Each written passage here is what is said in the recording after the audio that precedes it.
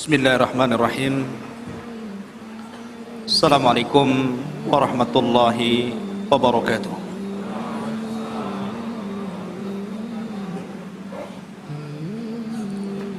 Alhamdulillah, wassalatu wassalamu ala rasulillah wa ala alihi wa sahbihi wa mawalah. Wala haula wala quwwata illa billahi wa ba'du. Ma'asyiral muslimin, jamaah sekalian yang dirahmati Allah Subhanahu wa taala. Alhamdulillah, pada malam hari ini kembali Allah Subhanahu wa taala pertemukan kita di Masjid Jabal Arafah. Semoga Allah Subhanahu wa taala memberikan pahala kepada yang membangunnya, dan tentunya juga kita yang senantiasa memakmurkannya di masjid yang kita cintai bersama ini. Pembahasan pada malam hari ini adalah pembahasan yang cukup menarik untuk kita bahas, karena bicara tentang akidah, salah satu keimanan kita kepada hari akhir, salah satunya bicara tentang adanya Ya'juj dan Ma'juj. Tetapi kisah Ya'juj dan Ma'juj juga sangat erat kaitannya dengan seorang raja yang sangat besar, yang Al-Quran mengkisahkan walaupun hanya sedikit, yakni tentang Raja Dzulqarnain. Ma'asyiral muslimin yang dimuliakan Allah Subhanahu wa taala, sebelum saya menceritakan tentang hubung kait antara Ya'juj dan juga Ma'juj dengan Dzulqarnain, maka saya akan urut kisah ini berdasarkan Al-Quran yang terdapat dalam Suratul Kahfi. Namun sebelumnya saya ingin menjelaskan tentang siapa sebenarnya Raja Dzulqarnain itu. Kenapa disebut Dzulqarnain? Hidup di zaman siapa dia? Kemudian apa sepak terjangnya? Dan apa hubung kait beliau dengan Ya'juj dan juga Ma'juj? Ma'asyiral muslimin yang dimuliakan Allah Azza wa Jalla, kita tahu bahwa kalau kita menceritakan kisah-kisah dalam Al-Quran, maka akan dapat pelajaran yang bisa kita petik di dalamnya.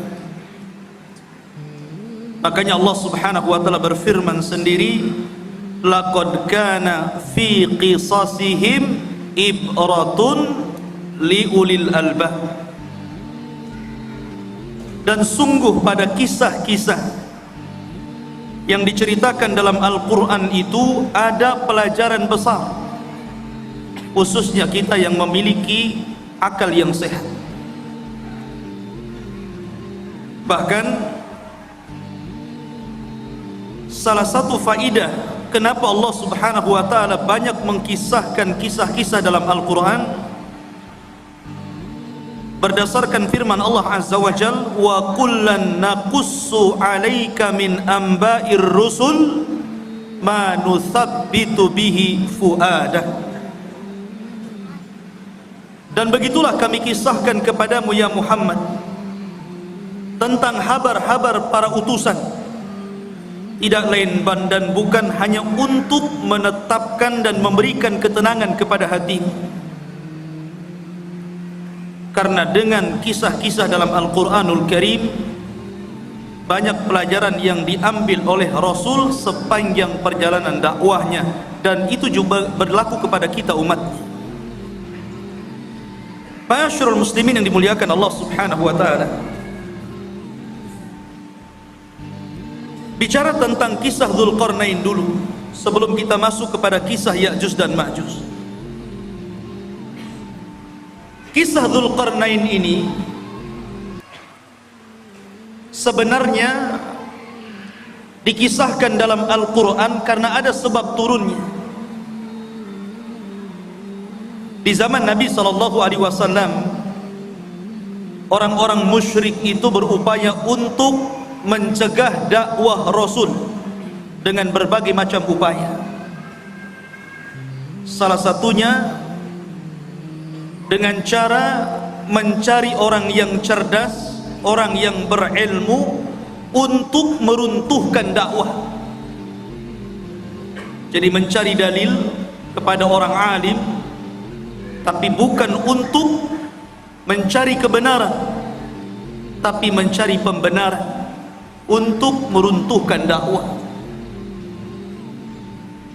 Jadi orang-orang musyrik itu orang-orang bodoh, karena tidak diturunkan kepada mereka kitab-kitab dari langit. Berbeda dengan orang Yahudi dan Nasrani, diturunkan padanya Taurat dan Injil. Sehingga orang-orang musyrik ini, pembesar-pembesar mereka datang ke Madinah,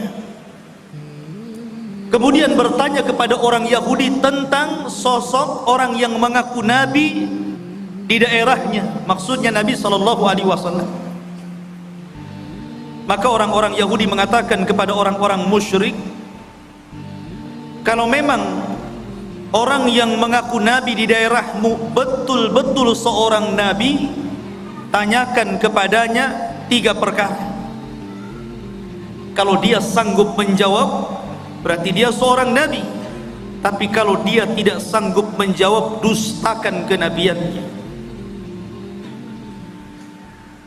Apa 3 soalan yang akan ditanyakan, yang diajarkan orang-orang Yahudi kepada orang-orang musyrik untuk ditanyakan kepada Rasul? Yang pertama, akhbirna an fityatin dhahabu fi dhahril awal qad kanat lahum qisatun ajibah. Tanyakan kepada orang yang ngaku nabi itu tentang beberapa anak muda di zaman awal-awal yang mereka memiliki kisah yang ajaib. Siapa anak-anak muda itu? Kemudian yang kedua, akhbirna an rajulin tawafan balagha masyariqal ardi wa magharibaha. Tanyakan juga kepada orang yang ngaku nabi itu tentang seorang laki-laki yang berkeliling dunia sampai ke arah barat dan sampai ke arah ujung daripada timur. Kemudian yang ketiga, akhbirna anir ruh wa mahi. Tanyakan juga kepada dia tentang apa itu ruh. Akhirnya orang-orang musyrik sudah mendapatkan apa yang mereka kehendaki untuk ditanyakan kepada Nabi SAW, bukan untuk mencari kebenaran. Tidak, mereka hanya hendak menghalang-halangi dakwah Rasul saja supaya didustakan manusia. Akhirnya para pembesar Quraisy sesampainya di Mekah, mereka datang kepada Nabi SAW. Mereka mengatakan, ya Muhammad, sesungguhnya kami memiliki 3 soalan. Kalau engkau sanggup menjawab, maka engkau adalah seorang nabi, amanna bik, pasti kami akan beriman kepadamu.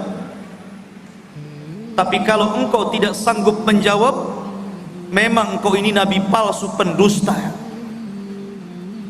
Akhirnya Nabi SAW mengatakan, silahkan tanyakan saja. Maka kemudian orang-orang musyrik ini bertanya tentang 3 soalan tadi. Saking senangnya Nabi SAW, kalau seandainya Rasul bisa menjawab 3 soalan itu, mereka akan beriman. Nabi SAW menjanjikan dengan kata-katanya, sa'ukhbirukum ghadan, besok saya kabarkan jawabannya. Dan Nabi SAW lupa mengatakan insya Allah. Saking senangnya. Nabi SAW sampai tidak mengatakan insya Allah, hanya mengatakan baik, besok saya akan jawab pertanyaan. Rupanya gara-gara Nabi SAW tidak mengucapkan insya Allah, akhirnya Allah uji keesokan harinya tidak ada Jibril yang datang memberitahu jawabannya. 1 hari, 2 hari, 5 hari, 10 hari, sampai 15 hari, sehingga mulai orang-orang musyrik menganggap bahwa Nabi ini seorang pendusta, khianat, janji malah diingkari. Dari situlah Nabi SAW sesak dadanya. Akhirnya pada hari ke-15 malaikat Jibril turun dan menurunkan surah Al-Kahfi, dan ini sebagai jawabannya. Adapun anak-anak muda yang berada di zaman awal yang mereka terjerembab dalam gua, mereka adalah Ashabul Kahfi, yang Allah firmankan, am hasibta anna ashabal kahfi warraqim kanu min ayatina ajaba.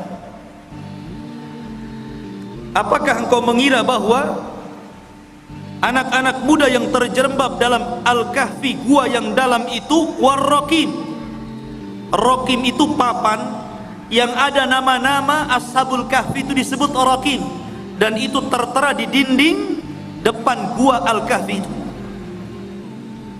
Dan mereka adalah tanda-tanda kebesaran kami yang luar biasa, yang ajaib.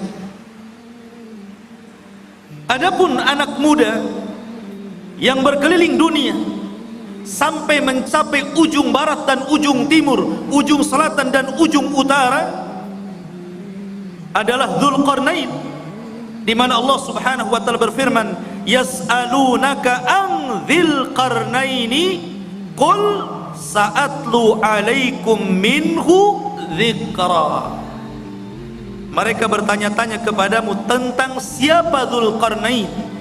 Kata Allah, katakan ya Muhammad kepada mereka, saya akan cerita, saya akan bacakan kepada kalian sedikit dari cerita Dzulqarnain.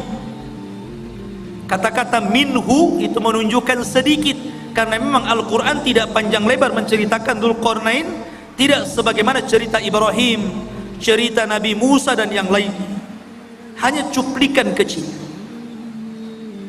Tapi itu sudah menjawab pertanyaan orang-orang Quraisy. Adapun ruh, maka Allah katakan yas'alunaka anir ruh qulir ruhu min amri rabbi. Mereka bertanya tentang ruh, katakan ruh itu urusan Rabbmu. Karena ruh itu sampai hari ini walaupun teknologi sudah canggih, nggak ada yang bisa mendeteksi ruh itu seperti apa. Sehingga ruh itu urusan Allah Subhanahu wa taala. Dari sini ikhwatu fiddin muliakan Allah Azza wa Jalla,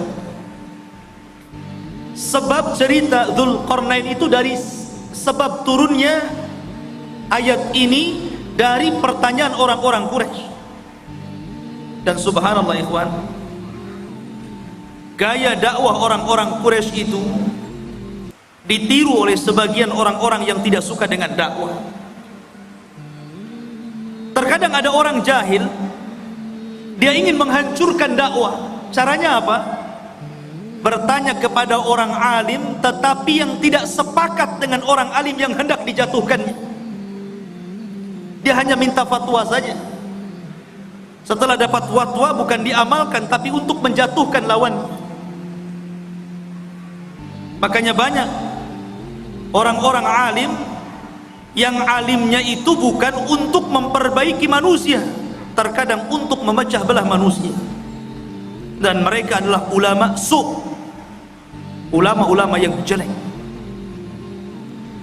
Ma'asyiral muslimin yang dimuliakan Allah Azza wa Jalla, cerita tentang Dzulqarnain ini menjadi khilaf para ulama. Apakah dia seorang raja, apakah dia malaikat, apakah dia seorang wali? Karena memang kisah Dzulqarnain ini kisah yang unik sekali. Bahkan Al-Imam Qatadah rahimahullahu ta'ala mengatakan bahwa di dunia ini tidak ada penguasa yang mampu menguasai sebagian besar dunia kecuali hanya 4 orang saja, yang 2 mukmin dan 2 kafir. Pertama, yang mukmin adalah Raja Sulaiman. Sulaiman menguasai sebagian besar dunia. Kemudian yang kedua, Dzulqarnain. Adapun yang kafir, yang pertama adalah Namrud, dan yang kedua Bukhtun Nasr. Ada yang mengatakan Al-Iskandar Al-Maqduni, tapi yang masyhur adalah Bukhtun Nasr. Dan keduanya kafir, baik Namrud ataupun Bukhtun Nasr yang menghancurkan Palestina itu. Lah salah satunya adalah Dzulqarnain. Dia penguasa yang berhasil menguasai barat dan timur, selatan dan utara, sehingga kemudian menjadi khilaf apakah dia seorang nabi, apakah dia seorang wali, ataukah dia malaikat. Ada yang mengatakan dia adalah malaikat, tetapi pendapat ini tentu sangat jauh sekali. Ada yang mengatakan dia seorang nabi berdasarkan zahir Al-Quran, karena dia diperintah Allah untuk menyampaikan wahyu Allah. Siapa yang beriman maka akan diperbaiki, siapa yang kufur maka akan disiksa dan diazab. Dan nanti saya akan jelaskan tentang rihlah beliau. Tapi pendapat yang masyhur, dan ini pendapat yang banyak dikuatkan para ulama seperti Asy-Syaikh Ibnu Utsaimin rahimahullahu ta'ala, mengatakan bahwa dia adalah rajulun saleh, orang yang sangat soleh sekali, dan dia seorang raja dan penguasa dunia. Itulah Dzulqarnain. Lalu hidup di masa siapa Dzulqarnain ini? Ada yang mengatakan bahwa Dzulqarnain ini hidup di masa Nabi Khidir, bahwa Khidir pernah berjumpa dengan Dzulqarnain di Baitul Maqdis, kemudian diangkat menjadi menterinya, menjadi penasehatnya. Akhirnya Dzulqarnain pun keliling dunia bersama Khidir. Ada yang berpendapat seperti ini, tetapi pendapat ini dibantah oleh para ulama yang banyak. Apalagi pendapat ini sampai mengatakan Khidir tidak mati sampai hari ini. Kemudian yang kedua, dan ini yang dikuatkan para ulama, juga dikuatkan oleh Imam Ibnu Utsaimin rahimahullahu ta'ala, bahwa Dzulqarnain itu hidup di masa Nabiullah Khalilur Rahman Ibrahim alaihi salatu wassalam. Jadi ia hidup di masa Nabiullah Ibrahim. Bahkan dia pernah tawaf bersama Ibrahim dan juga Ismail di Ka'bah. Bahkan dikatakan Ibrahimlah yang menjadikan Dzulqarnain ini masuk ke dalam agama tauhid, yang dengan itu akhirnya Dzulqarnain berdakwah keliling dunia.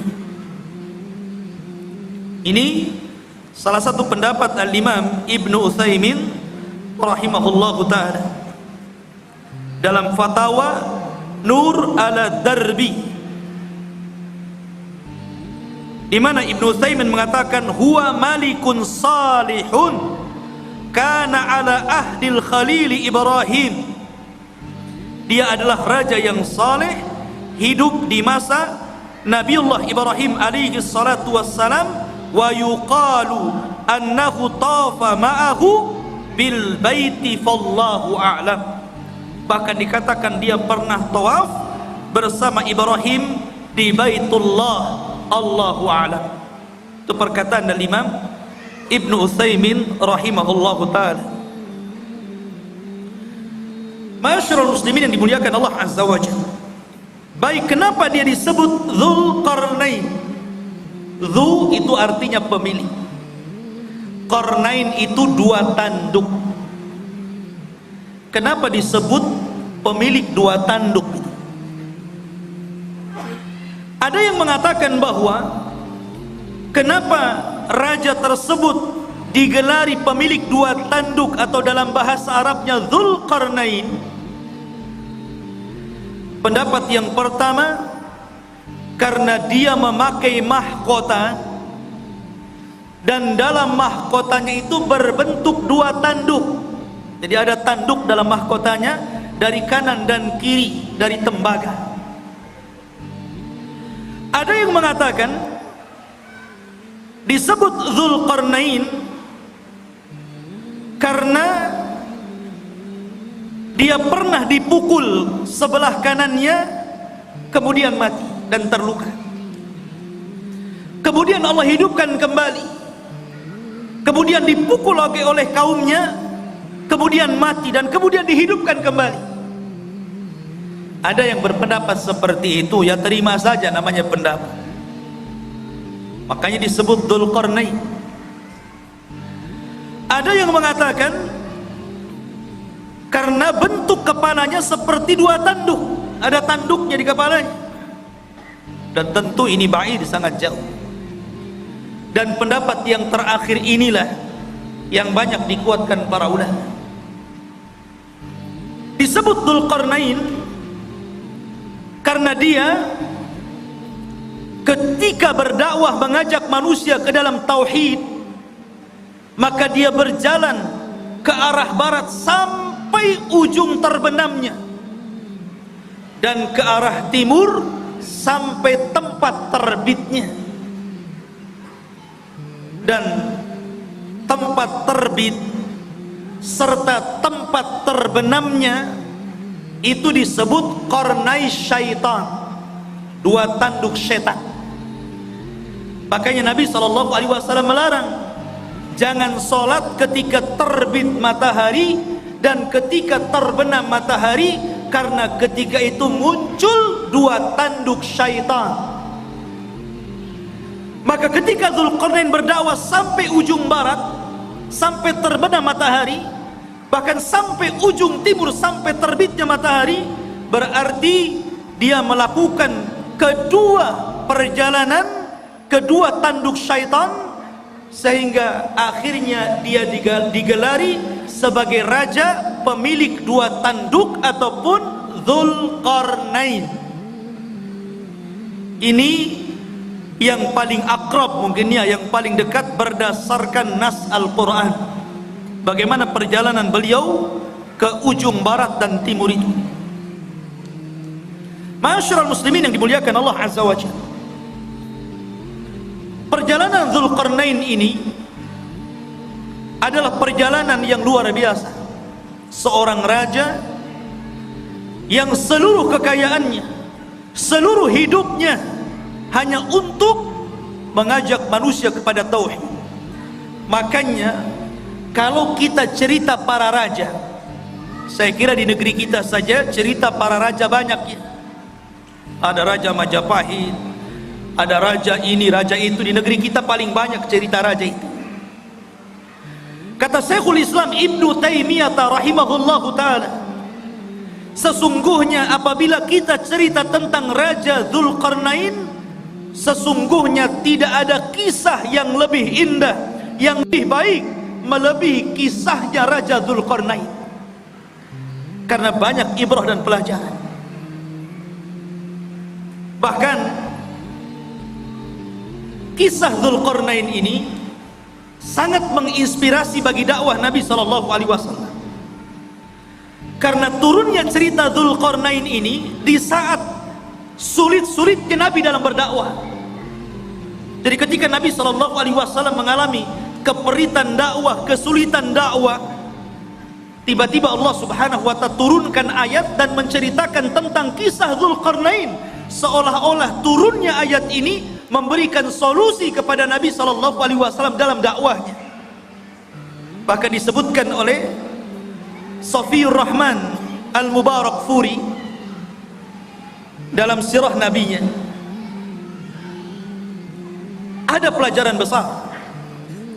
Kenapa kisah Dzulqarnain ini diturunkan kepada Nabi sallallahu alaihi wasallam di saat kesulitan Rasul dalam berdakwah? Apa hikmahnya? Beliau mengatakan, seolah-olah Allah Subhanahu wa taala menjanjikan kepada Rasul bahwa kelak kekuasaan Rasul sallallahu alaihi wasallam akan sama dengan kekuasaan Dzulqarnain. Ketika Dzulqarnain berkuasa sampai ujung barat dan timur, maka kelak juga apa yang dibawa Nabi sallallahu alaihi wasallam pun akan sampai kepada ujung barat dan timur. Makanya Nabi sallallahu alaihi wasallam mengatakan, innallaha zawaliyal ardu fara'aitu masyariqaha wa magharibaha. Sesungguhnya Allah lipatkan bumi, kata Nabi sallallahu alaihi wasallam kepadaku, sehingga aku melihat ujung barat dan ujung timur. Padahal Rasul tidak pernah seperti Dzulqarnain ke ujung barat dan timur, kan? Rasul tidak pernah ke Indonesia saja, nggak pernah. Tapi Nabi SAW diperlihatkan ujung barat dan timur, seolah-olah kekuasaan Nabi SAW akan sampai ke ujung barat dan ujung timur. Dan itu menjadi sebuah kenyataan. Islam hari ini berada di mana-mana, di daratan Eropa, Afrika, Asia, semua ada Islam. Ma'asyiral muslimin yang dimuliakan Allah Azza wa Jalla, itulah hikmahnya tentang kisah ini diturunkan kepada Nabi sallallahu alaihi wa ala alihi wasallam. Adapun tentang nasab beliau, nasabnya Dzulqarnain ini. Siapa Dzulqarnain ini? Siapa namanya? Keturunan siapa dia? Ada yang mengatakan bahwa Dzulqarnain ini satu di antara raja-raja Yaman. Artinya dia bukan raja di luar daripada Arab, tapi Dzulqarnain itu raja Arab karena berasal dari Yaman. Karena rata-rata raja Yaman itu kalau menggelari rajanya selalu diawali dengan kalimat Dzu, seperti Dzu Nuwas yang pernah menguasai Himyar Yaman, ya. Maka raja-raja yang diawali dengan kalimat Dzu berarti menunjukkan raja itu adalah raja Yaman, dan dia keturunan dari kabilah Qahtan, dan kabilah Qahtan itu keturunan daripada Nabiullah Daud alaihi salatu wassalam. Dan ini pendapat yang kuat, karena banyak orang-orang yang kemudian meneliti, membaca, berusaha untuk menggali siapa Dzulqarnain itu, sehingga kemudian muncul katanya Dzulqarnain itu adalah seorang raja yang pernah hidup di Cina, dan tembok yang dibangun untuk mengurung Ya'juj dan Ma'juj itu ya tembok Cina itu. Ada yang berpendapat seperti itu, sehingga kemudian orang-orang mengatakan Ya'juj dan Ma'juj itu orang Cina karena temboknya di sana, ya. Satu. Ada yang mengatakan bahwa Dzulqarnain itu satu raja yang pernah menguasai Persia.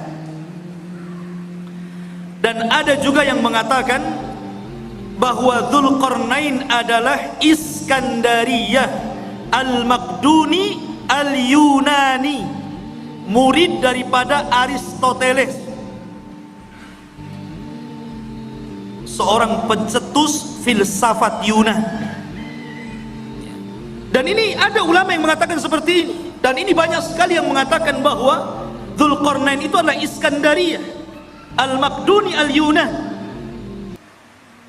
yang pernah menguasai Cina, menguasai India, kemudian juga pernah menguasai Persia dan Romawi.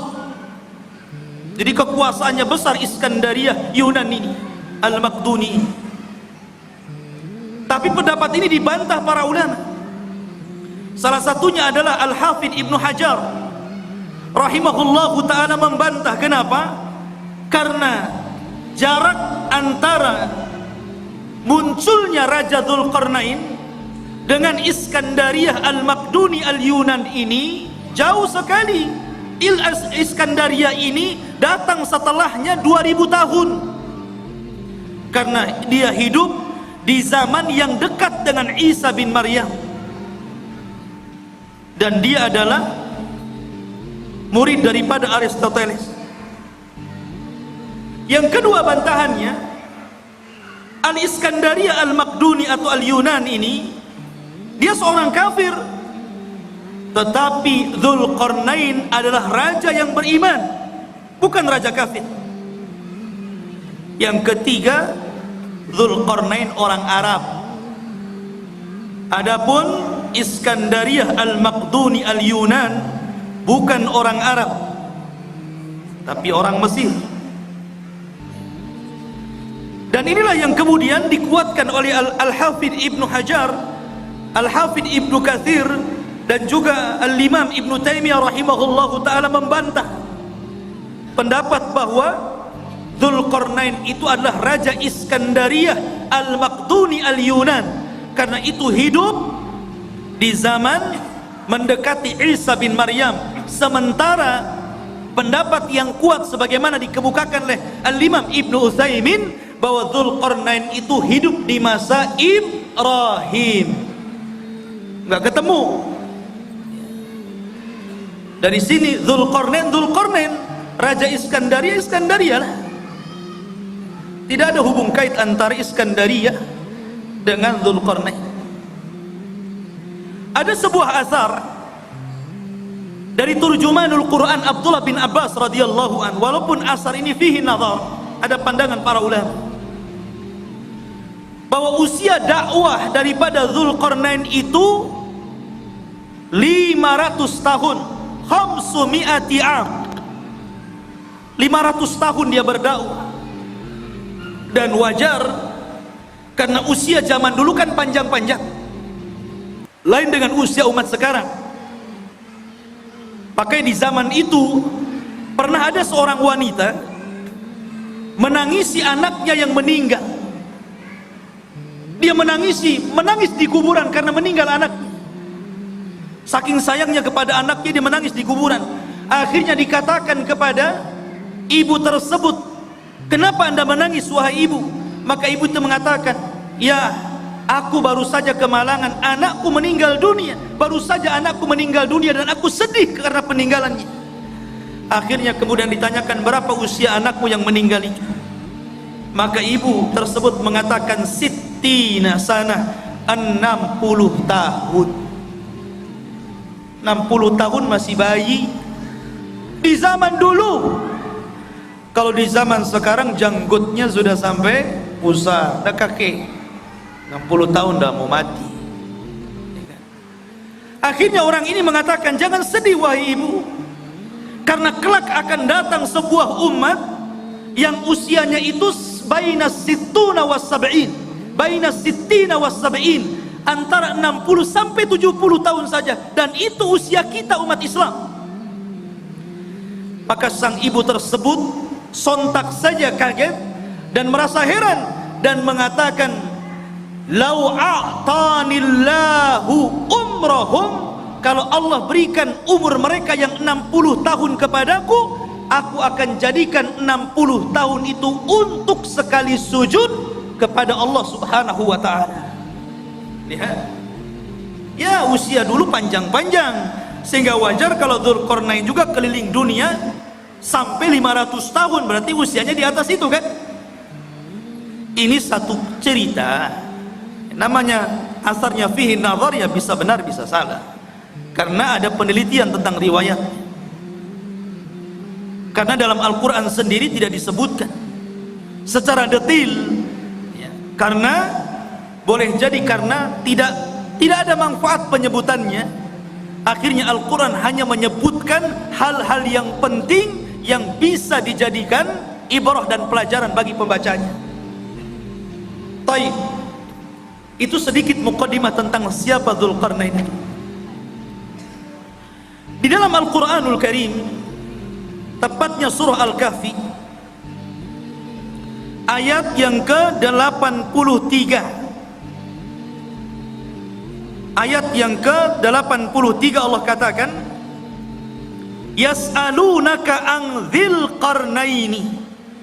Mereka bertanya-tanya kepadamu ya Muhammad tentang siapa Dzulqarnain itu. Qul sa'atlu alaikum minhu dzikra. Katakan ya Muhammad, saya akan bacakan kepada kalian minhu, dari sedikit kisahnya saja. Dzikra, penyebutannya tidak banyak, hanya sedikit. Dan begitulah Allah Subhanahu wa ta'ala. Terkadang Allah Subhanahu wa ta'ala menyebutkan kisah-kisah para nabi. Ada yang panjang lebar, dari kecil, remaja, dewasa sampai tua dijelaskan. Seperti Ibrahim alaihi salatu wassalam, seperti Nabiullah Musa alaihi salatu wassalam, diceritakan dari kecil sampai tua.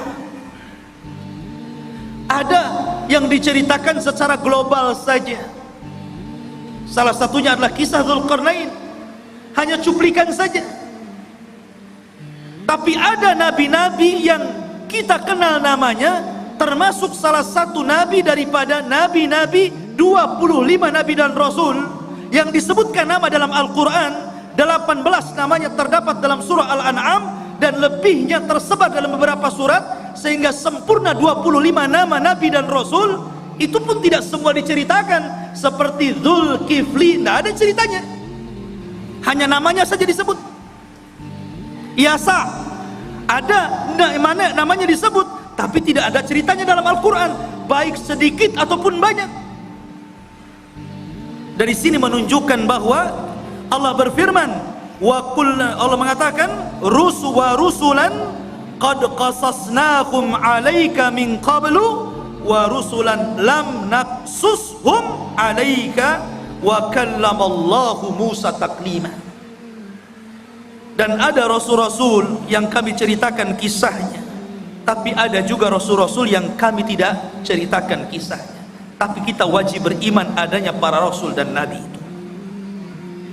Ma'asyiral muslimin yang dimuliakan Allah Azza wa Jalla. Kemudian Allah mengatakan, inna makkanna lahu fil ardi wa atainahu min kulli syai'in sababa. Inna, sesungguhnya, makanna, sesungguhnya kami, makanna lahu, sesungguhnya kami telah memberikan kekuasaan lahu kepada siapa? Dzulqarnain. Makan itu artinya kekuatan, kekuasaan, kehebatan untuk menjadi raja. Apa sebabnya? Sebabnya wa atainahu min kulli syai'in sababa. Dan kami telah memberikan kepada Dzulqarnain ini jalan untuk mencapai segala sesuatu yang dikehendakinya. Jadi kalau Sulaiman ingin membangun sesuatu, dia sudah punya para arsiteknya. Kalau dia ingin menyerbu sebuah kaum, sudah siap para tentara-tentaranya. Kalau dia ingin membuat pengairan, kalau di Batam mungkin kayak ATB gitu kan, sudah ada ahli airnya.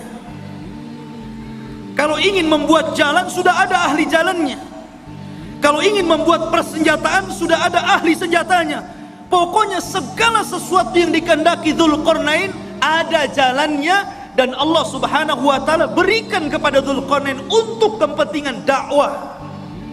Nih yang menjadikan Allah makanna lahu fil ard, kami berikan kekuasaan yang besar di permukaan bumi kepada Dzulqarnain itu.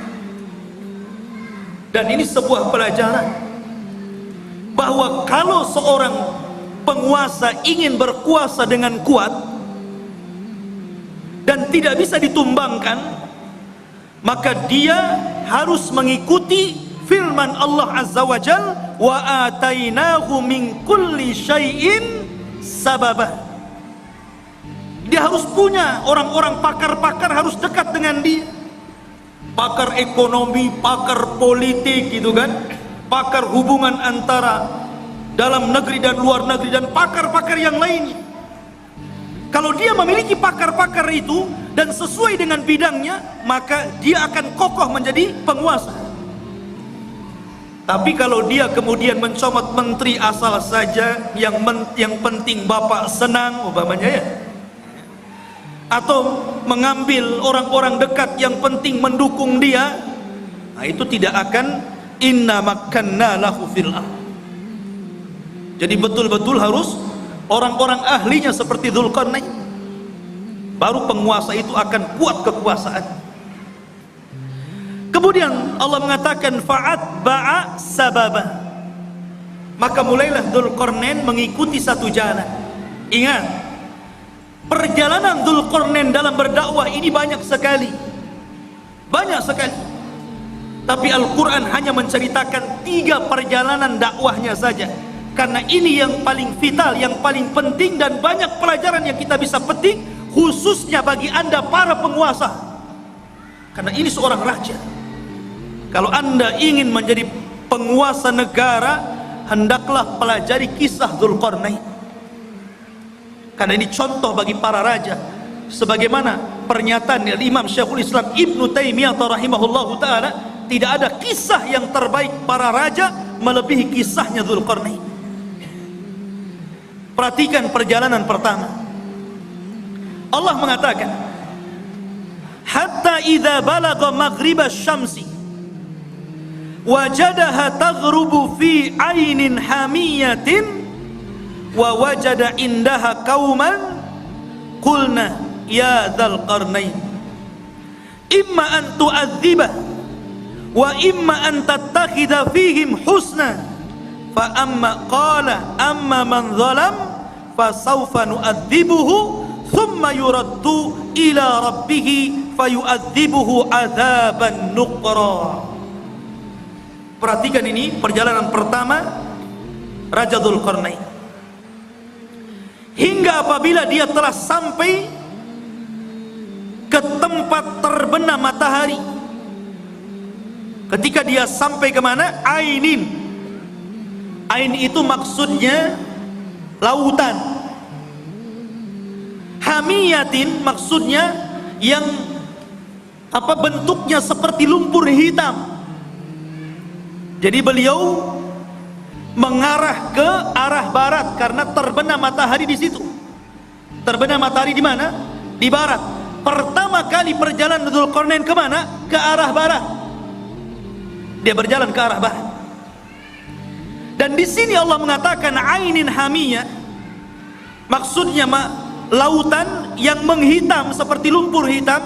Karena begini ikhwan, matahari itu awalnya putih, kemudian semakin mengarah ke barat menjadi kuning, kemudian semakin tenggelam menjadi merah, kemudian ketika tenggelam menjadi hitam karena muncul malam. Itulah disebut ainin hamiyah. Dan disitulah ujung daripada barat, karena sudah tidak ada jalan lain, sudah ujungnya, selebihnya nggak ada tanah lagi, lautan semuanya. Lah Dzulqarnain sampai di ujung barat. Disitulah Dzulqarnain, ikhwan, ini Dzulqarnain itu berjalan ke sana kemari hanya untuk memperbaiki. Dan ini percontohan penguasa, percontohan presiden, percontohan seorang raja. Walaupun Dzulqarnain itu sudah kaya raya, kaya harta, kaya jabatan, kaya pasukan, buat apa lagi? Sudahlah, duduk-duduk saja, kan begitu. Sekarang saja seperti itu, baru menjabat maaf, baru sekelas wali kota atau bupati saja gitu kan. Kadang-kadang kalau safar kemana-mana tidur saja. Udah sampai, sudah. Dia nggak tahu jalannya bolong, ada polisi tidurnya, jalannya rusak tuh nggak tahu nih. Harusnya jangan tidur, lihat, wah ini jalan perlu diperbaiki, ini jalan nggak bagus nih. Kemudian melewati desa-desa, ini kayaknya ada ketertinggalan, harus dimajukan nih. Harusnya seperti itu. Ya.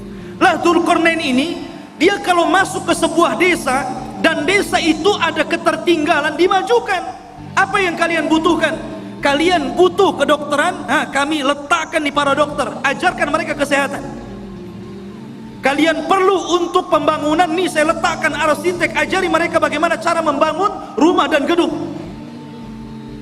Jadi sifatnya seperti itu. Dzulqarnain ini hanya memperbaiki. Kalau sudah baik tempat tersebut, daerah tersebut, diletakkan orang-orangnya, kemudian dia jalan lagi sampai akhirnya, sampai di ujung barat ketemu sebuah kaum yang tidak punya agama, kaum yang zalim, dan tidak ada kezaliman yang paling besar melainkan kesyirikan, kaum yang sangat pendosa, melakukan keharaman, pencuri, pembunuh.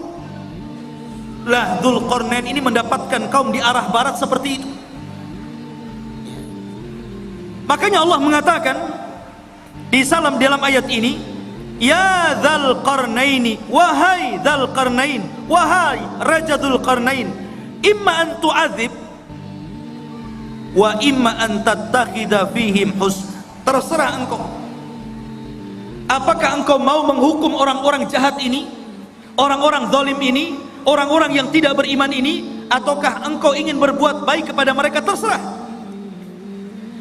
Maka Dzulqarnain mengatakan, amma man zalam, adapun orang yang zalim, adapun orang yang menyekutukan Allah, yang suka membunuh, yang suka mencuri, yang suka melakukan keharaman, fasawfa nu'adzibuhu, kami akan azab dia, kami akan hukum dia, thumma yuraddu ila rabbih, setelah itu kami serahkan kepada Rabbnya, fayu'adzibuhu adzaban nukra, kelak Rabbnya akan mengadab, boleh jadi lebih dahsyat dibandingkan adabku kepada mereka.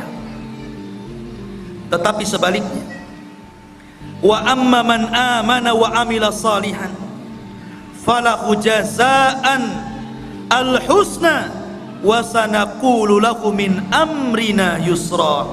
Adapun yang nurut dengan perintahku, akhirnya beriman, beramal saleh, maka mereka akan mendapatkan balasan yang baik, dan kami katakan kepadanya, dari perkara kami mudahkan segalanya. Jadi kalau memang dia mengikuti dakwah Dzulqarnain, mau mentauhidkan Allah, mau melakukan amal saleh, mau melakukan amal kebaikan, dan mengikuti arahan-arahan Dzulqarnain, maka Dzulqarnain akan membangun qaryah tersebut, daerah tersebut akan dibangun, akan difasilitasi, akan dibangun dan ditebarkan pendidikan, dakwah, pembangunan dan yang lainnya. Itulah Dzulqarnain. Dia tidak diam, dia jalan-jalan ke sana kemari, dan itu salah satu sifat seorang penguasa. Harus jalan-jalan melihat kondisi rakyatnya. Lihat Ibnul Khattab, Umar Ibnul Khattab, malam-malam dia malam-malam keliling melihat rakyatnya, sehingga pelajaran, karena dia suka jalan malam melihat-lihat rakyatnya, baik yang senang ataupun yang susah, banyak melahirkan undang-undang, kebijakan-kebijakan, peraturan-peraturan yang kemudian sangat bermanfaat untuk rakyatnya, hanya karena jalan-jalan terinspirasi akhirnya. Ya, seperti itu. Dan Umar kalau jalan-jalan melihat rakyatnya tidak bawa wartawan, tidak diliput. Besoknya keluar Umar jalan-jalan menyambangi kaum muslimin yang ada di sini, bagi-bagi sembako. Nggak ada. Umar tidak masuk media. Lain dengan penguasa sekarang ya. Masuk parit saja ada wartawan. Masyarul muslimin yang dimuliakan Allah Subhanahu wa taala. Begitulah seorang raja jalan ke sana kemari. Inilah yang pertama perjalanan siapa? Dzulqarnain ke arah barat. Baru kemudian Allah mengatakan, summa atba'a sababa. Baru kemudian Dzulqarnain berjalan ke arah lain. Ke arah mana? Allah mengatakan, hatta idza balagha matli asy-syamsi sampai ketika Dzulqarnain sampai di arah terbitnya matahari. Kalau tadi terbenam kan, matahari kan terbenam itu dari atas bawah sampai terbenam, seolah-olah matahari masuk ke dalam laut. Tidak, matahari itu tidak mengelilingi bumi. Bukan berarti dia masuk arah laut kemudian mengelilingi bumi sampai muncul di arah timur. Tidak. Sebagaimana pelajaran yang ma'ruf antum pelajari di sekolah-sekolah, matahari tidak mengelilingi bumi. Matahari itu menghadap Allah, sujud kepada Allah. Hampir-hampir dia tidak diizinkan untuk terbit dari arah timur, dan hampir-hampir terbit dari arah barat. Dan kalau sudah demikian, maka kiamat telah dekat. Lah Dzulqarnain sampai di ujung matahari terbit, akhir artinya arah timur, karena terbitnya matahari itu di timur. Disitulah kata Allah berfirman, wajadaha tatlu ala qaumin lam naj'al lahum min duniha sitra. Subhanallah. Maka kemudian ketika dia menempuh jalan, dia mendapatkan sebuah kaum, sekelompok umat yang kami tidak menjadikan bagi mereka sesuatu yang melindunginya dari cahaya matahari. Umat yang sangat terbelakang, gak punya rumah, gak berpakaian. Seperti mungkin di zaman sekarang kalau orang-orang primitif gitu ya, orang-orang yang hidup di daerah Amazon, jangan jauh-jauh ke Amazon ya, di Indonesia saja banyaknya. Seperti ada seorang dai yang belusukan ke hutan-hutan di daerah timur itu ya, akhirnya masuk Islam gara-gara pakai sabun. Itu pernah ceritanya dengar ya, masuk Islam gara-gara sabun. Gak pakai baju. Lah Dzulqarnain ketemu umat yang seperti itu gak pakai baju, mungkin hanya pakai koteka saja gitu ya, dan subhanallah gak punya rumah. Kaum itu gak ada rumah, mereka tidur sembarangan gitu kan, kadang di bawah pohon, gak punya rumah. Bukan berarti tidak bisa membangun rumah, belum sampai ilmu kepada mereka bahwa mereka itu perlu rumah dan bagaimana cara membangunnya, gak tahu itu masalahnya. Dan mereka juga tidak pakai baju, tidak pakai celana, auratnya tampak. Bukan berarti sebelum orang-orang itu sebelumnya manusia telanjang, tidak. Karena Nabi yang pertama kali mengajari untuk menjahit siapa? Nabi Idris. Dialah Nabi yang pertama kali mengajari umat untuk menjahit pakaian. Nabi Idris. Tapi bukan berarti sebelum Idris sampai kepada Adam telanjang, tidak. Pakai baju juga, cuman mereka bajunya ditempel-tempel, ditali-tali gitu saja, tidak dijahit. Lah di zaman Idris itulah mulai ada jahitan, mulai dijahit sininya, dijahit sananya, sampai hari ini berbagai macam ragam, sampai muncul tailor-tailor kan gitu. Tapi yang pertama kali menjahit siapa? Idris. Lah di zaman Dzulqarnain ini ada kaum dari arah timur itu nggak pakai apa-apa, auratnya nampak, nggak punya rumah, kasihan ya. Kemudian kadzalika wa qad ahadna bima ladaihi khubra. Kadzalika, begitulah sesungguhnya ilmu kami meliputi segala apa yang ada padanya. Maknanya akhirnya Allah Subhanahu wa taala menjelaskan bagaimana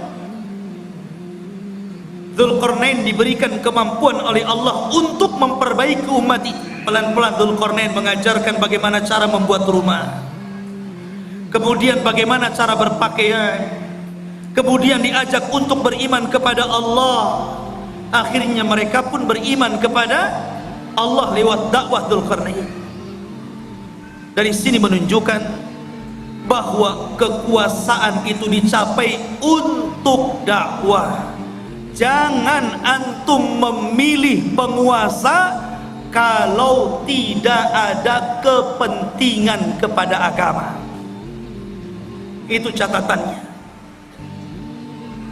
Kalau antum hendak memilih penguasa, cari penguasa yang condong ke dalam Islam, yang mau memperjuangkan Islam, yang mau mengangkat harkat derajat para ulama dan orang-orang yang cinta para ulama. Siapa penguasa yang dekat dengan Islam, memperjuangkan Islam, kita pilih. Begitu. Itu barometernya. Kita tidak mengatakan si A ataupun si B, satu ataupun dua, tidak. Pokoknya siapa di antara penguasa itu, oh yang satu ini kalau jadi Islam remek nih, Islam akan diganti nih. Kalau yang ini minimalnya Islam akan baik, Islam tidak akan diganggu, Islam akan jaya. Kita pilih yang cenderung dengan agama. Karena memang kekuasaan itu alat untuk berdakwah. Itulah Dzulqarnain, dijadikan alat kekuasaannya untuk berdakwah dalam rangka mentauhidkan Allah, mengajak manusia ke jalan Allah Subhanahu wa ta'ala.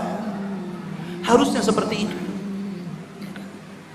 Kemudian yang ketiga, dan ini inti pembahasan kita, Allah Subhanahu wa ta'ala berfirman, "Tsumma atba'a sababa." Kemudian Dzulqarnain memilih jalan yang selanjutnya, setelah ke barat, kemudian ke timur, sekarang ke utara atau ke selatan. Tapi Allah tidak mengatakan utara atau selatannya, antara dua arah itu. Cuman Allah mengatakan hatta idza balagha baina saddaini wajada min dunihima qauman la yakaduna yafqahuna qaula. Hingga apabila Dzulqarnain sampai di antara dua buah gunung yang sangat tinggi dan besar, dia mendapati di hadapannya sebuah kaum yang hampir-hampir kaum itu tidak paham apa yang diucapkannya, gak ngerti bahasanya itu, aneh bahasanya. Mungkin bahasa kita ini bahasa planet, ngomong apa nih, saya gak paham. Kita aja di Indonesia, kadang-kadang dialognya orang Jawa dengan orang Medan itu beda kan? Beda, kadang-kadang orang Medan gak paham bahasa Jawa, orang Jawa gak paham bahasa Medan. Sampai saya dengar iklan di radio itu kan aneh-aneh. Beli es pak, kata orang Jawa, sampun telas. Iya segelas, kata. Bilang sampun telas, dibilang satu gelas. Boten enten, ya pakai santen gitu. Wong Medan, oh kok tahu kamu saya orang Medan gitu. Ya, kadang-kadang nggak nyambung tuh. Itu dialog Jawa dengan Medan nggak nyambung tuh. Sampai dijelaskan oleh Imam Ibnu Katsir dalam Bidayah wan Nihayah, sampai Dzulqarnain itu untuk memahami bahasa orang itu memerlukan 10 penerjemah. Dari satu bahasa ke bahasa berikutnya, dari bahasa berikutnya, sampai 10 bahasa, 10 penerjemah, baru Dzulqarnain paham. Oh iya maksudnya apa, baru tahu dia. Bahasanya susah dipahami. Ya. Rupanya Dzulqarnain paham keinginan. Apa keinginannya? Dikemukakan dalam Al-Quran. Qalu, mereka berkata, ya Dzulqarnain, inna Ya'juj wa Ma'juj mufsiduna fil ard fahal naj'alu laka kharjan ala an taj'al bainana wa bainahum sadda. Ini keinginannya, dan ini erat kaitannya dengan kisah Ya'juj dan Ma'juj. Dan inilah kisah Dzulqarnain yang ada hubungannya dengan kita kaum muslimin. Kisah yang terakhir ini, pertemuan Dzulqarnain dengan kaum yang terakhir ini adalah kisah yang sangat erat kaitannya dengan kita kaum muslimin. Karena kita ini umat yang ada di akhir zaman. Kenapa kita ini umat yang ada di akhir zaman? Pertama, karena tidak ada nabi setelah Rasul sallallahu alaihi wasallam, maknanya tidak ada umat selain umat Nabi sallallahu alaihi wasallam. Setelahnya dunia ini akan dihancur-hancurkan alias kiamat. Jadi Dzulqarnain diminta oleh mereka itu dalam waktu-waktu tertentu datang Ya'juj dan Ma'juj. Mereka membuat kerusakan, membunuh, membantai, merampok, memperkosa, melakukan anarkis. Mereka brutal, mereka bengis. Makanya kelak di akhir zaman, fitnah Ya'juj dan Ma'juj itu berbeda dengan fitnah Dajjal dan fitnah keluarnya binatang dari perut bumi. Kalau Dajjal fitnahnya apa? Fitnahnya agama. Dia dikeluarkan oleh Allah itu untuk memfitnah agama kita, karena dia awalnya ngaku nabi, berakhir ngaku Tuhan. Dajjal tidak akan membunuh kita kalau kita menuhankan dirinya, kecuali kalau kita kufur kepada ketuhanan Dajjal, baru dia bunuh kita. Tapi kalau kita beriman kepada Dajjal, justru disenangkan sama Dajjal. Antum mau apa? Diberi oleh Dajjal. Adapun fitnahnya binatang melata yang akan keluar dari perut bumi, dia tugasnya hanya stempel saja. Ketemu orang kafir, distempel jidatnya, distempel hidungnya, kemudian gosong, menunjukkan alamat dia kafir. Ketemu orang yang beriman, distempel dahinya, bercahaya, menunjukkan dia mukmin. Ketika itu tidak ada nama, semua dilupakan dari namanya. Saya Abu Meros, saya nggak tahu siapa saya. Sehingga akhirnya orang itu hanya menyebutkan dari tanda yang ada di mukanya, mukmin dan kafir, dan tidak tersinggung. Ya. Mau kemana min gitu? Oh, mau ke sawah fir. Itu saja. Gak tersinggung. Kalau sekarang dikafir-kafirkan orang tersinggung. Enak saja kau kafir-kafirkan saya. Tapi zaman itu tidak. Lah fitnahnya Ya'juj dan Ma'juj itu beda. Ini brutal ini. Dia hanya taunya merusak bumi saja, membunuh dan membunuh. Bahkan di akhir zaman bukan hanya membunuh, tapi memakai bangkai orang yang dibunuhnya, kanibal. Jadi dahsyat fitnahnya ini. Makanya kaum ini sangat merengek kepada Dzulqarnain, minta tolong agar Dzulqarnain memisahkan mereka dengan Ya'juj dan Ma'juj ini.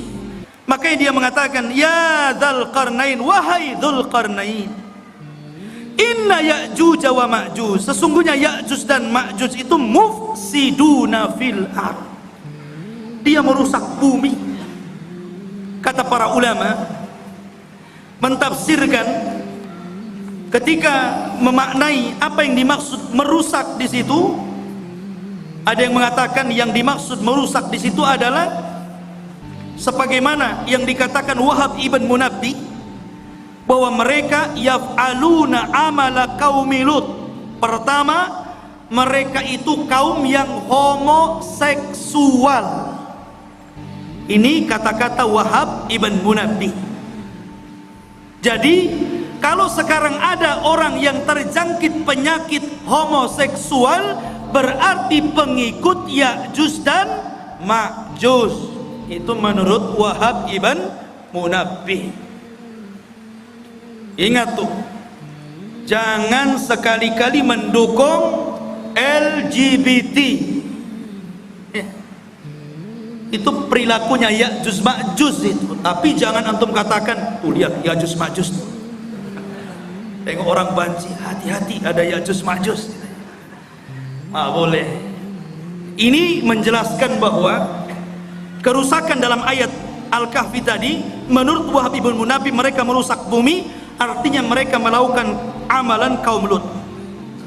Dan ini tentu sangat jauh penafsiran seperti ini. Ada yang mengatakan seperti Atha Al-Khurasani mengatakan, annahum kanu yaqtulun, mereka suka membunuh. Dan juga dikatakan Muqatil ibn Sulaiman, annahum kanu ya'kulunan nas, mereka membunuh dan memakan orang yang dibunuhnya, kanibal. Menurut Muqatil ibn Sulaiman. Dan boleh juga digabungkan tiga-tiganya. mereka suka melakukan amalan kaum Lut, dan mereka suka membunuh, membantai, dan mereka juga kanibal, memakan orang yang dibunuhnya alias kanibal. Itulah kerusakannya Ya'juj dan Ma'juj. Ada orang makan orang. Di zaman sekarang kan ada juga ya. Di YouTube itu daerah mana itu? Pasar jual beli daging orang. Ngeri juga ya. Khotufini muliakan Allah Azza wa Jalla. Maka mereka mengatakan, fahal naj'alu laka kharjan, bagaimana kalau kami sediakan upah untukmu wahai Dzulqarnain, ala an taj'al bainana wa bainahum saddan, agar kau jauhkan kami dengan mereka, buatkan benteng, karena mereka datang dari sana, buatkan benteng supaya mereka tidak menyerang kami lagi. Subhanallah. Mereka siap menyediakan upah kepada Dzulqarnain. Buat apa? Dzulqarnain ini sudah kaya, pasukannya banyak, orangnya cerdas, berilmu, dan Allah berikan segala sesuatu keinginannya. Buat apa upah? Makanya Dzulqarnain mengatakan, dengan mengatakan kepada mereka, qala ma makkani fihi rabbi khairun, tidak usah, nggak perlu kalian memberikan upah. Apa yang telah Allah berikan dari kekuasaan dan kekuatan ini sudah cukup untukku. Ini kebaikan, anugerah, nikmat yang luar biasa.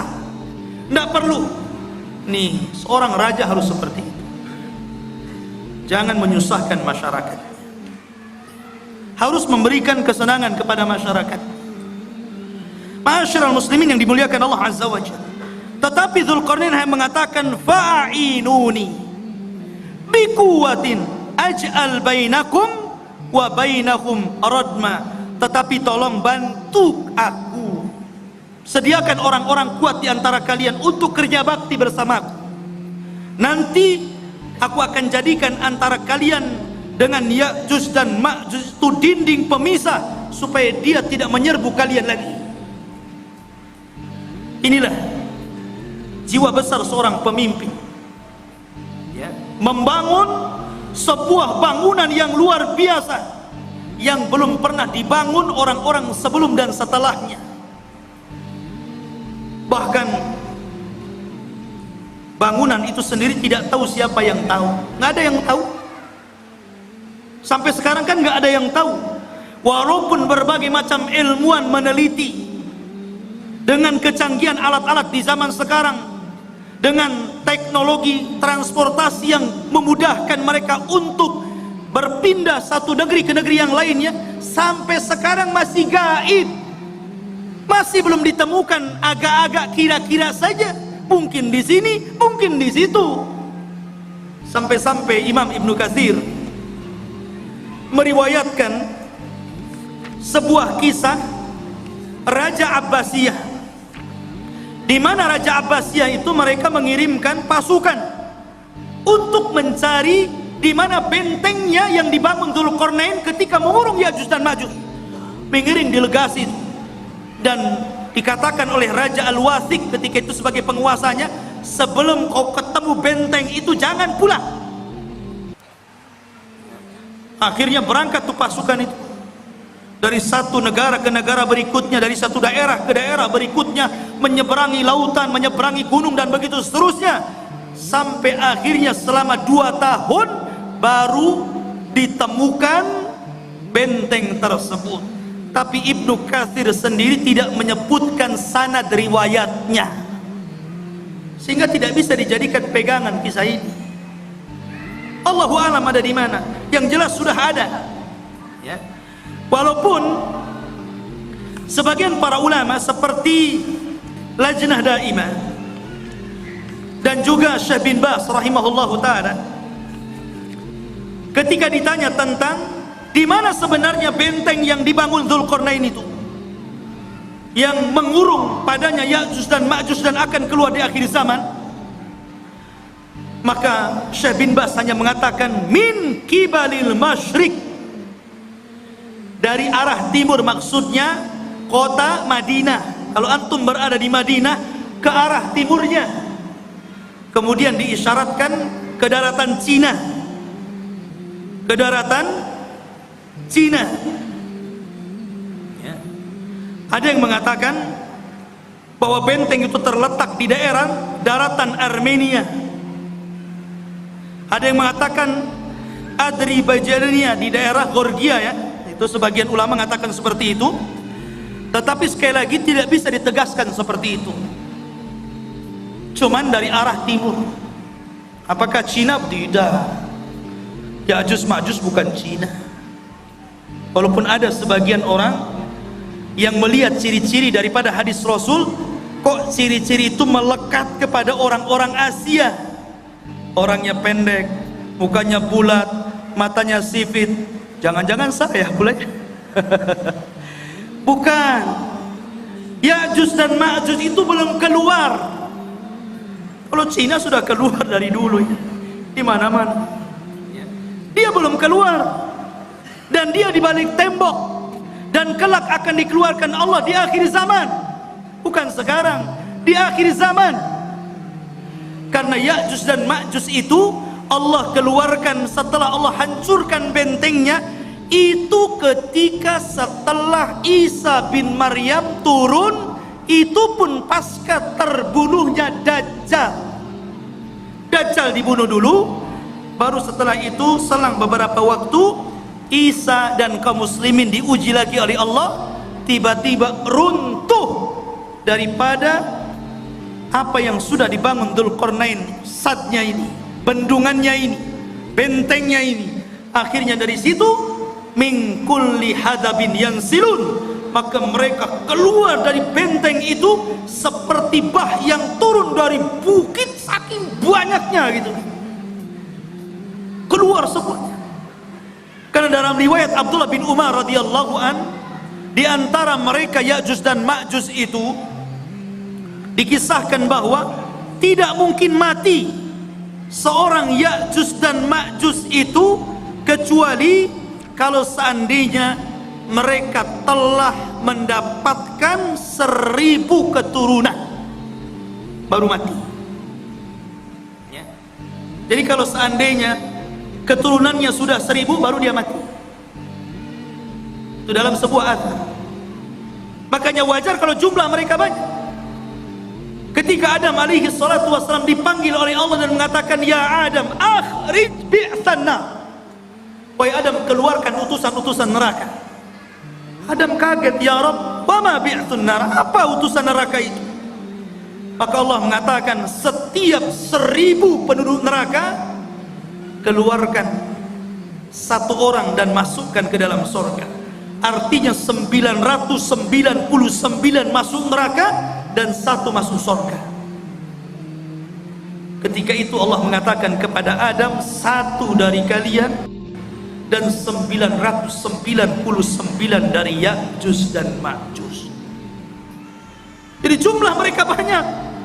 Jadi kalau antum mau perang dengan Ya'juj dan Ma'juj itu, 1 dari antum dikeroyok dengan 999 Ya'juj dan Ma'juj. Kira-kira menang atau keok tuh? Antum 10 orang saja mati antum. Apalagi 999 lawan 1 kan gitu. Lain kalau antum lawannya pakai rudal. Kalau tangan kosong nggak mungkin antum. Tapi di zaman itu nggak ada rudal, nggak ada nuklir. Semua kembali kepada peralatan manual, pedang, panah, tombak, kuda, unta, sehingga susah melawan mereka. Dan itulah apa yang disabdakan Rasul, akan muncul sebuah kaum yang tidak bisa engkau perangi. Makanya wahai Isa, selamatkan kamu dan selamatkan sebagian dari yang selamat dari kaum muslimin, bersembunyilah di bukit Tur. Akhirnya Isa pun menyembunyikan diri dan kaum muslimin di bukit Tur. Dzulqarnain ini akhirnya membuat benteng yang sangat kokoh sekali. Kemudian sifat bentengnya dijelaskan. Atuni zubural hadid hatta idza sawa baina as-sadafaini qala anfuhu hatta idza ja'alahu naran qala atuni ufrig alaihi qitra. Maka Dzulqarnain berkata, berikanlah kepadaku potongan-potongan besi, sehingga apabila besi itu telah sama rata dengan kedua puncak gunung, seolah-olah main las, kayak orang ngelas gitu kan. Besi itu dibuat, ditancap-tancapkan, kemudian dilas satu dengan yang lainnya sehingga menjadi sebuah benteng. Kemudian ketika tinggi besi itu sama dengan gunungnya, berkatalah Dzulqarnain, tiupkanlah api, hingga apabila besi itu sudah menjadi merah seperti api. Dia pun berkata, berikanlah kepadaku tembaga yang mendidih agar kutuangkan ke atas besi panas tersebut. Kokoh sekali. Inilah dinding yang tidak bisa dijebol. Sampai Ya'juj dan Ma'juj sendiri gak bisa jebol dinding itu. Di zaman Nabi SAW, Rasul pernah mendengar sebuah gelegar suara yang menggelegar. Kata Sofia, kata Nabi kepada Sofia, wahai Sofia, tahukah kamu suara apa ini? Kata Sofia mengatakan, tidak tahu, Allah dan Rasulnya yang. Kata Nabi, itulah suara bentengnya Ya'juj dan Ma'juj. Dan dia berhasil melubangi. Kemudian Rasul menyebutkan seperti ini, dia sudah bisa melihat kita dari lubang seperti ini. Jadi Ya'juj dan Ma'juj itu sudah bisa melubangi seperti ini, kata Rasul, ngekar dari dalam. Nah, ini Abu Fulan, ini Abu Fulan ya. Dikeker. Dan subhanallah, karena kokohnya benteng itu, Ya'juj Ma'juj itu setiap hari melubangi untuk keluar dari situ. Jadi kalau di pagi hari dia datang dengan kumpulan-kumpulan arsitek khusus yang melubangi gua itu dari kalangan Ya'juj dan Ma'juj, mereka ngebor tuh dengan alat yang mereka punya. Ketika sudah kecapean gitu kan, hampir mereka sedikit lagi, dan waktu sore mereka kemudian kembali ke rumahnya. Besoknya bolongan itu balik lagi ke asalnya. Dan seperti itu hampir mereka putus asa karena tidak bisa melubangi dan tidak bisa keluar dari gerbang. Sampai akhirnya di akhir zaman, ketika pemimpin Ya'juj dan Ma'juj itu hendak memimpin untuk melubangi dan keluar dari benteng itu, kata pemimpinnya, besok kita akan kerja lagi, insya Allah. Pemimpinnya diilhamkan untuk mengucapkan insya Allah. Subhanallah, ketika pemimpinnya diilhamkan untuk mengucapkan insya Allah, jebol benteng itu. Akhirnya mereka keluar, sehingga ketika mereka turun dari bukit itu dan mengarah ke Palestina, kemudian yang pertama mendarat di sebuah danau Tiberias atau danau Buhairah. Diminum itu kelompok yang pertama paling depan, yang tengah dan yang belakang. Ketika sampai di danau itu sudah nggak kebagian air, dan mereka mengatakan, kan tadi masih banyak, kenapa sudah habis, katanya. Saking banyaknya. Padahal danau itu bisa menghidupi jutaan jiwa yang ada di sana. Tapi sekali teguk gelombang yang pertama, habis ludas saking banyaknya Ya'juj dan Ma'juj. Lihat bagaimana kuasa Allah Azza wa Jalla. Maka Allah mengatakan, famastata'u an yadharuhu wa mastata'u lahu naqba. Qala hadha rahmatun min rabbi fa idza jaa wa'du rabbi ja'alahu dakkan wa kana wa'du rabbi haqqan. Maka di sini Allah Subhanahu wa taala mengatakan, Dzulqarnain berkata dalam ayat ini, famastata'u lahu an yadharuhu. Ya'juj dan Ma'juj itu tidak mungkin sanggup untuk menghancurkan benteng itu. Tidak sanggup, karena yang menghancurkan atas izin Allah kan. Jadi tidak ada yang sanggup kecuali Allah Azza wa Jalla, dan itu pun atas kehendak Allah Subhanahu wa taala. Makanya Dzulqarnain mengatakan hadza rahmatun min Rabbi, ini semua karena rahmat Allah subhanahu. Dengan kecerdasan Dzulqarnain, kebesaran Dzulqarnain, banyaknya pasukan yang dimiliki Dzulqarnain, ilmu yang dikuasai Dzulqarnain, tetap dia mengatakan ini rahmat dari Allah. Ya, tawadu, rendah diri, masih mengakui rahmat ini datang dari Allah. Jangan seperti Qarun yang mengatakan innama utitu min ilmin indi, kekayaan ini datang dari ilmu yang saya miliki, katanya. Jangan seperti Qarun.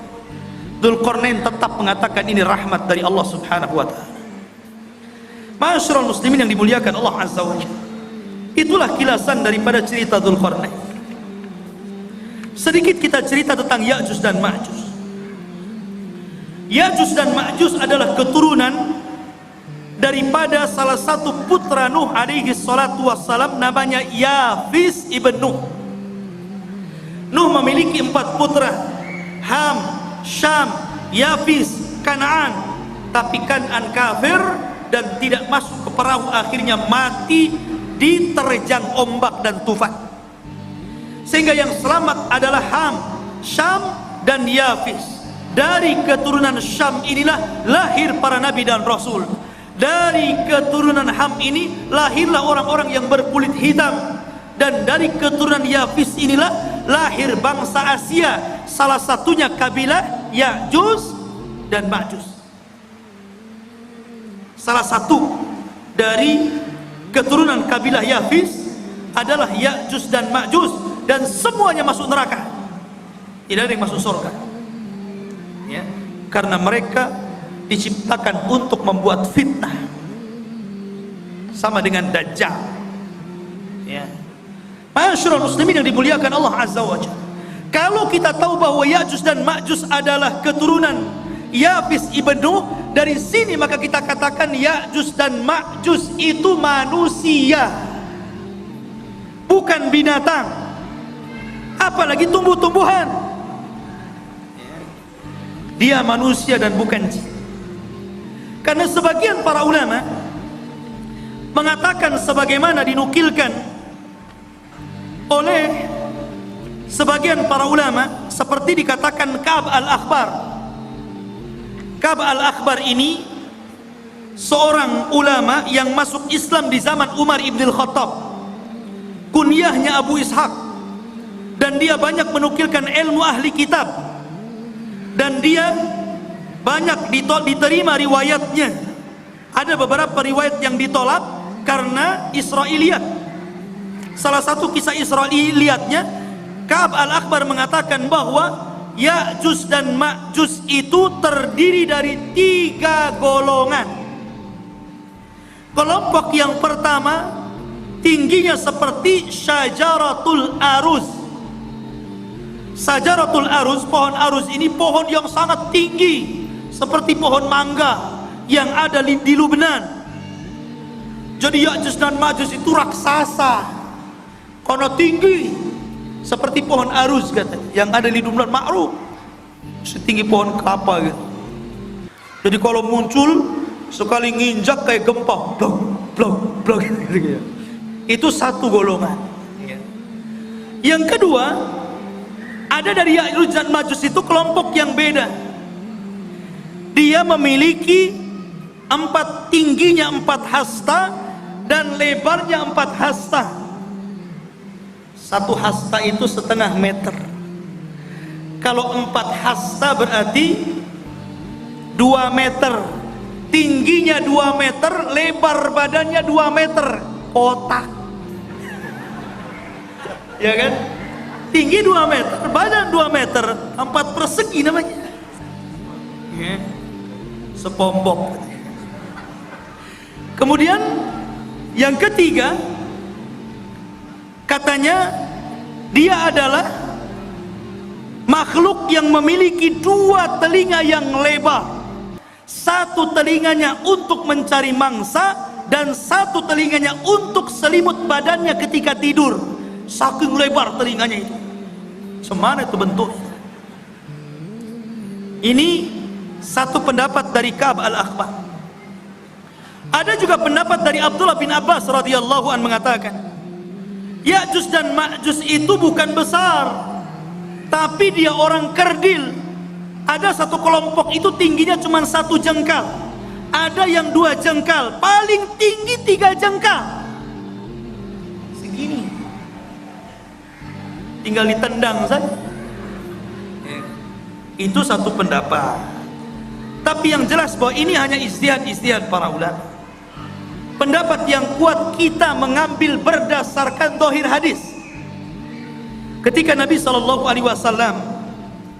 menjelaskan tentang ciri-cirinya, bahwa dia adalah dzulful unub, pesek hidungnya, sigharul uyun, sipit matanya, kemudian wujuhuhum kal mijanil mutraqa, wajahnya seperti tameng bulat gitu kan. Kemudian juga disyaratkan seperti bangsa Turk, bangsa orang-orang Mongol. Kayak kita lah persis mukanya, ya kan? Jadi dia manusia, ya, bukan seperti yang diceritakan Ka'ab al-Akhbar atau riwayat daripada Ibnu Abbas radhiyallahu anhu. Tapi dia manusia yang akan keluar, tapi manusia kanibal, manusia beringas, manusia sadis, barbar. Ya. Oh, jadi dia taunya membunuh saja. Makanya ketika benteng itu dihancurkan, maka mereka menyerbu setiap kampung. Ya ummul arda, mengelilingi bumi sampai mungkin ke Batam juga tuh. Ya tuh. Ya. Itu semua orang-orang di luar jenisnya itu dibunuh, dibantai. Sehingga ketika itulah Allah memerintahkan kepada orang-orang yang beriman dan Nabi Isa alaihi salatu wassalam agar bersembunyi saja, jangan dilawan karena tidak akan menang. Sehingga ketika Ya'juj Ma'juj merasa mereka sudah membantai seluruh umat manusia yang ada di bumi, dan mereka merasa sudah yakin membantai semuanya, mereka pun sombong dan mereka mengatakan, qad qatalna man fil ard sanaqtuluhu man fis sama. Kami sudah membunuh orang yang ada di bumi, sekarang giliran kau yang ada di langit, sekarang ku bunuh kalian, katanya. Akhirnya mereka mengarahkan tombak dan panahnya ke langit. Kemudian dilesatkan tombak dan panahnya itu, subhanallah, merupakan sebuah tanda-tanda kebesaran Allah. Sekarang ikhwan, kalau antum lempar panah ke langit, sampai mana kekuatan antum melempar itu? Walaupun rudal sekalipun, sampai mana coba? Ada batasnya kan?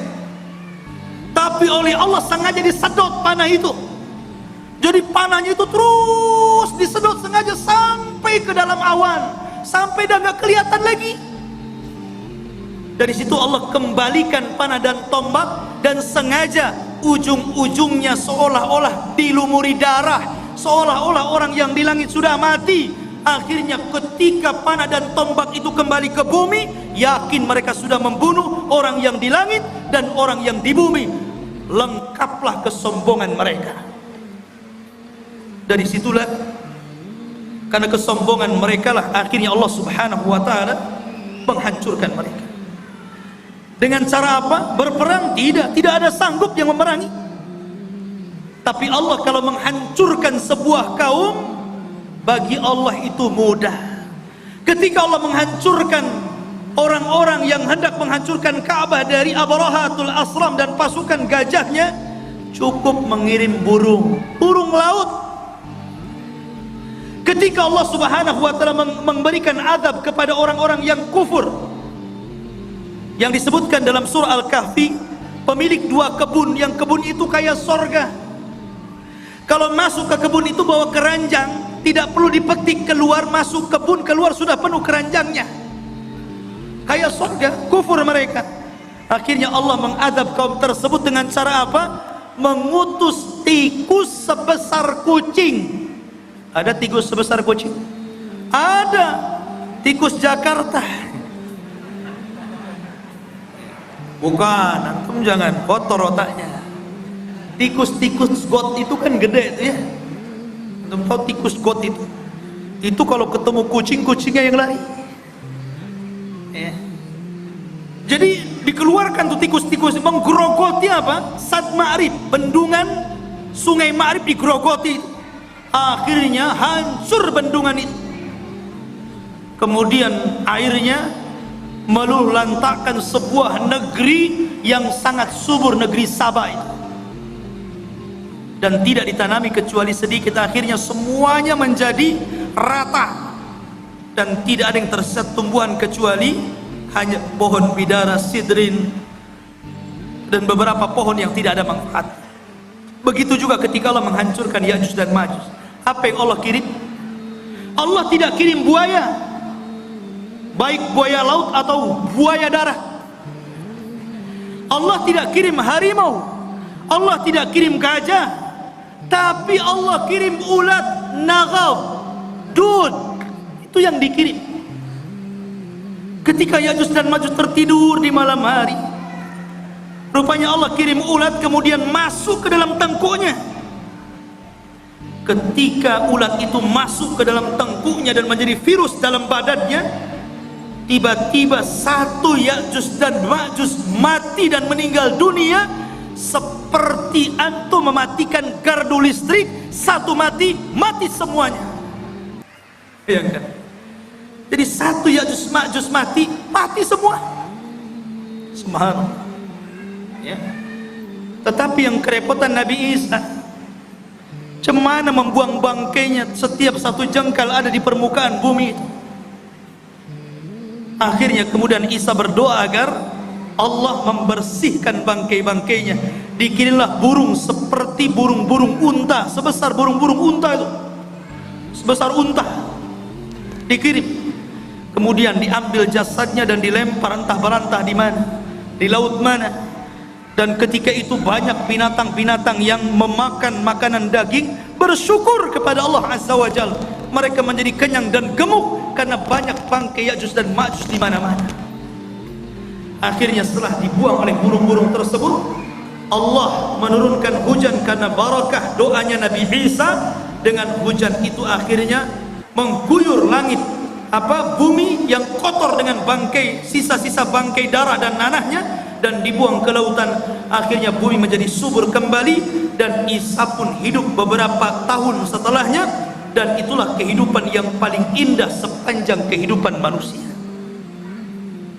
Ini diantara cerita The King Zulkarnain versus Ya'juj dan Ma'juj. Mudah-mudahan ada manfaatnya. Subhanakallahumma wa bihamdika asyhadu an la ilaha illa anta astaghfiruka wa atubu ilaik. Allahu ta'ala. Assalamualaikum warahmatullahi wabarakatuh.